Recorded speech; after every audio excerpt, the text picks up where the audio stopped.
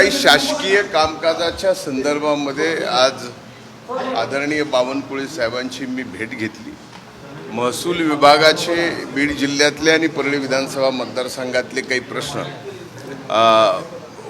राहिले होते ते मार्गी लावण्यासाठी माझी आणि त्यांची आज भेट झाली।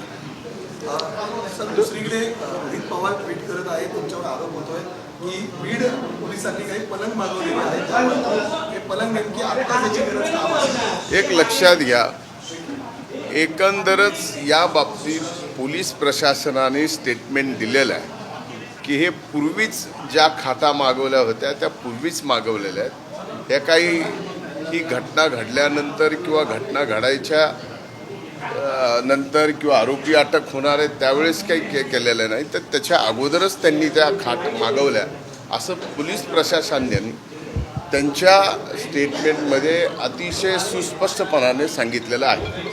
सगळ्या गोष्टीमध्ये राजीनामा द्यावा अशी वारंवार मागणी केली जाते, काय खरंच अशा स्वरूपाची?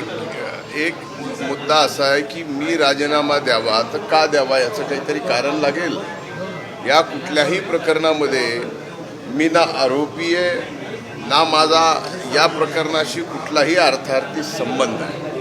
आता या प्रकरणामध्ये आऊचा भाऊ करायचा आणि कुणाचा तरी राजीनामा मागायचा अशा पद्धतीनं माझा राजीनामा काही जण मागतायत, त्यांचं मागण्याचं समाधान आहे खूप आहे।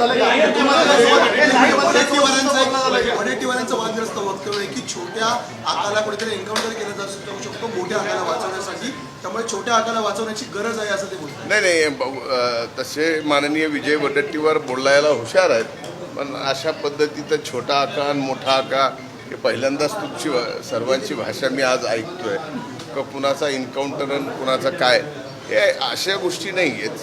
एक तर पोलीस प्रशासन CID हे अतिशय व्यवस्थितपणानं तपास करते आहे। आमच्या दृष्टीनं दिवंगत संतोष देशमुखची जी हत्या झालेली आहे आणि ज्यांनी हत्या केलेली आहे त्यांना फास्ट ट्रॅक कोर्टामध्ये नेऊन फासावर चढवणं हा सगळ्यात पहिला उद्देश आमचा या प्रकरणामध्ये आहे। त्यामुळं कुणी काय बोलावं आणि कुणाचं काय होणार आणि काय नाही याला काही अर्थ नाही। मुळात एक मुळामध्ये या प्रकरणात या ठिकाणी फास्ट ट्रॅकमध्ये गेलं पाहिजे ही मागणी मी पहिल्यांदा केली आणि ही नागपूरच्या अधिवेशनात केली। त्यामुळं लगेचच चार्जशीट या ठिकाणी राहिलेले जे काय आरोपी आहेत ते अटक करून लगेचच चार्जशीट दाखल करावी आणि फास्ट ट्रॅक कोर्टामध्ये या हत्येकरांना फाशीची शिक्षा मिळावी।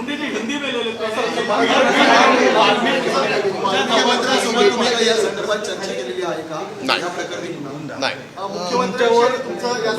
तुमच्याकडे एक व्यक्तिगत वाल्मिक कराड आणि तुमचे जे जवळचे संबंध आहेत, जर तुम्ही मंत्री म्हणून राहिला तर या तपासावरती दबाव येऊ शकतो असं विरोधकांचं म्हणणं आहे, त्यामुळे मला मंत्रिमंडळातून बाहेर काढा अशी त्यांची मागणी आहे। या मागणीकडे कसं पाहता? एक लक्षात घ्या, म्हणूनच हा तपास CID कडे दिलेला आहे।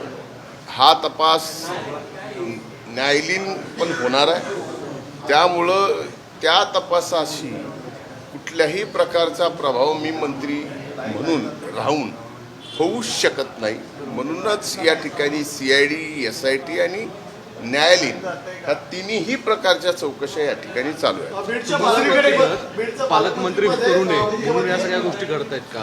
एक लक्षात घ्या, याच्यात का घडतं हे आम्हाला कळण्यापेक्षा माध्यमांना जास्त अगोदर कळतं। आता या बाबतीमध्ये का घडावं, या बाबतीत मीच पालकमंत्री, मीच मंत्री, मीच का नसावं, हे जे विरोध करणारे लोक आहेत आपण त्यांना प्रश्न विचारले तर अधिक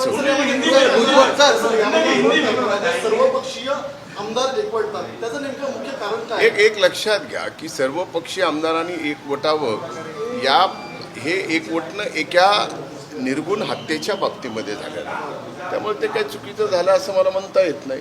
कारण ती घटना अतिशय दुर्दैवी आहे आणि त्या घटनेमध्ये जे कोण दोषी असतील त्यांना फाशी व्हावी हीच भूमिका तिथं सर्वांची। नाही,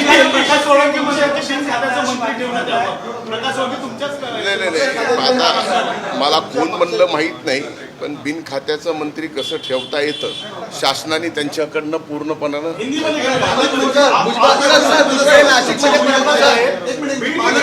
बीडची भूमिका काय आहे? सर्वपक्षीय आमदार म्हणतात की मुख्यमंत्री किंवा अजितदादांनी बीडचं पालकमंत्री पण घ्यावं. या बाबतीत जे निर्णय घेतील ते आमचे नेते आदरणीय अजितदादा घेतील.